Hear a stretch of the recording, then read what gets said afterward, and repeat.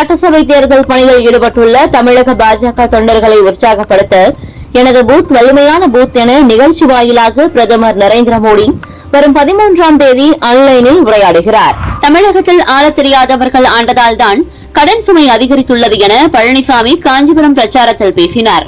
திமுக மக்கள் செல்வாக்கை இழந்துவிட்டது என்றார். தற்போதைய திமுக ஆட்சி காட்டாட்சி, பெண்களுக்கு பாதுகாப்பற்ற ஆட்சி.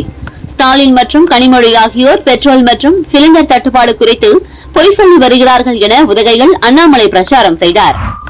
கோவை வடக்கு தொகுதி பாஜக வேட்பாளர் வானதிக்கு திடீரென உடல்நலக்குறைவு ஏற்பட்டது. இதனால் அவர் அங்குள்ள ஹாஸ்பிட்டலில் அட்மிட் செய்யப்பட்டார். பாக்டீரியா தொற்றால் பாதிக்கப்பட்டிருப்பதாகவும் அதற்கான சிகிச்சைகள் அளிக்கப்பட்டு வருவதாகவும் டாக்டர்கள் தெரிவித்தனர். உத்தரப்பிரதேசத்தின் மதுரா அருகே யமுனை ஆற்றில் 25 பேருடன் சென்ற படகு கவிழ்ந்து விபத்துக்குள்ளானதில் 9 பேர் உயிரிழந்தனர். மீட்புப் பணிகள் தீவிரமாக நடைபெற்று வருகிறது.